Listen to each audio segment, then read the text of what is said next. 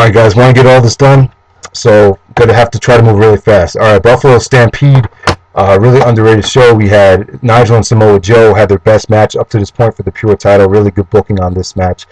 Really enjoyed it. Then we had the no DQ war. We had Austin Aries, Roderick Strong, and Jack Evans face the Embassy of Jimmy Rave, Alex Shelley, and Abyss. Really good match between the two factions. As we know, the Embassy Generation Next feud was pretty big at the end of 2005. This is underrated. Great brawl. You had Jack Evans do like a 680 off the top of a batting cage onto Abyss through a table. Then Aries did his 450 splash, missed Jimmy Rave and hit a ladder. A crazy match, really good stuff.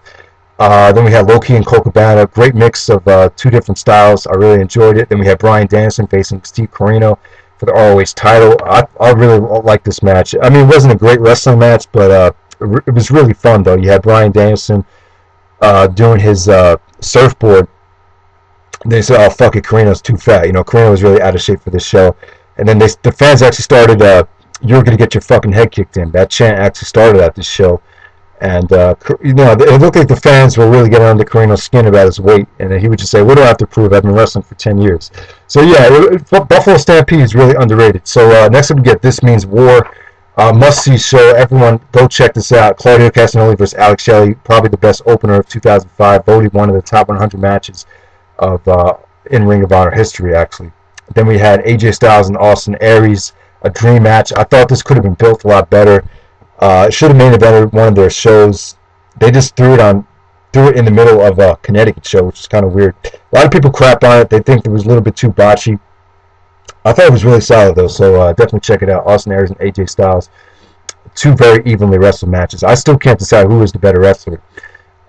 Okay, so we have Bryan Danielson and Roderick. Well, first off, before the main event, you had Curryman and Jay Lethal, one of the best comedy matches that ROH had in 05. I enjoyed it.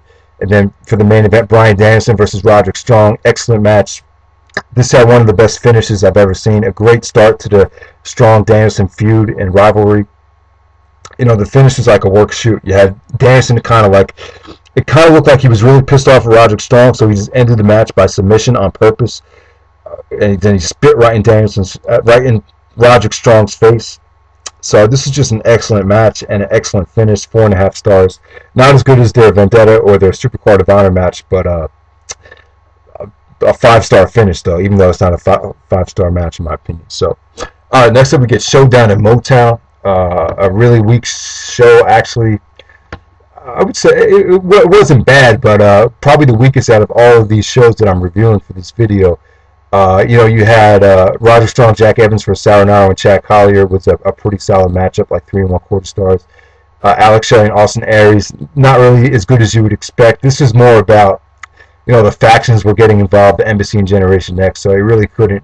There was just a lot of distractions going on. AJ Styles and Matt Sydal versus Jimmy Rave and Abyss was pretty good.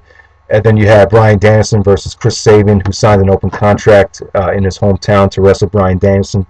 So yeah, Sabin and Danielson had a pretty decent match. Sabin's a very talented wrestler, as we all know, but this match, Danielson was kind of booked to look like the much more dominant wrestler, the better overall wrestler. So yeah, it kind of looked like Danielson squashed Sabin. They made it look like Sabin wasn't in Danielson's league. I can understand that because, you know, Sabin was with TNA. He wasn't a full-time ROH wrestler. Danielson won with the stronghold. So they had a lot of heat going into the next night for the Strong and Danielson rematch in Chicago at Vendetta. So Vendetta, we had the undercard's really weak. I know Big Rat 310 hates the undercard. I could agree with you, but I thought Samoa Joe and Daniels was an excellent match. I thought it was one of the better Samoa Joe versus Christopher Daniels matches. A really heated match. Crowd was really into it. Just really good stuff. 3 3/4 for Joe versus Christopher Daniels. And then we had the match of the year, in my opinion, Bryan Danielson versus Roderick Strong. An excellent match, 5 stars. Roderick Strong's chops just felt like gunshots in this match. It was great intensity, probably the most intense match, along with Joe versus Kabashi. You know, it's just one of the top 10 matches in ROH history. This is when Danielson actually started using the MMA elbow blows, so that's how he made Roderick Strong pass out. Like I said, excellent match. Definitely worth going out of your way to see. The main event was the Embassy versus Generation Next in a pretty good match. This really set up the Steel Cage Warfare beautifully. The entire match wasn't phenomenal, but it did its job. The crowd was really happy with it. It was You know, great intensity between the two factions. And then you had Daisy Hayes actually turn heel, turned on Matt Sydal and Generation Next, and joined the Embassy. So next up we have a Night of Tribute. It's called a Night of Tribute because of Eddie Guerrero. This is a really rare show, so good luck finding this. Probably gonna have to pay like at least $90 to get it. But this is a pretty good show. You have AJ Styles, Christopher Danielson, Matt Sydal in a triple threat match. The winner actually faces Bryan Danielson in the main event for the ROH title. This is really fun. A lot of athleticism, a lot of great moves. Everyone will really enjoy this. Daniels actually won with the best moonsault ever. So yeah, Bryan Danielson actually faced Azrieal because he wanted to make it fair. So Daniels didn't have to wrestle twice. Or Danielson had to wrestle twice, so he felt he had to wrestle twice. Homicide Cabana had their feud during this time. It was really heated. They had a match on the show, which was like 3 stars. Samoa Joe and Jay Lethal versus Austin Aries and Roderick Strong. Very solid matchup, 3.5 stars. I expect it to be a little bit better, but you can actually find this match on YouTube. This is actually the start of Jay Lethal and Joe actually splitting up. This is what signaled their split. Okay, so Bryan Danielson defending the belt against Christopher Daniels in the main event. Two very evenly matched wrestlers, and the great thing about this match is, 2002, Daniels was actually considered the best on the independent scene, but it's funny, 3 years later, I think Bryan Danielson was considered the best, without a doubt, on the independent scene. So yeah, a great evenly wrestled match. I thought this was really, really good. If I had a better finish, I would have gave it 4.5 stars, but I'll give it 4 1/4. Probably the best Christopher Daniels singles match in ROH. So yeah, I mean, I guess that says a lot right there. So a Night of Tribute, definitely check it out. Pretty solid show. Next up we get Steel Cage Warfare. Pretty much a one-match show. You had the Bryan Danielson Rocky Romero ROH title match, which is pretty solid. Then you had Lance Storm come out. Lance Storm and Danielson set up their match Better Than Our Best. So yeah, then you had Jay Lethal versus Samoa Joe. This is where Lethal turned heel on Joe and got the upset win.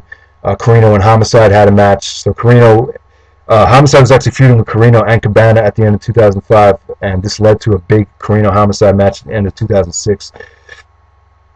And then we had Steel Cage Warfare, by far the best Steel Cage Warfare. It's an awesome match. I recommend everyone to go see it. Embassy versus Generation Next. Jack Evans pulled off the what Gemini would like to say is the triple moonsault off the top of the cage.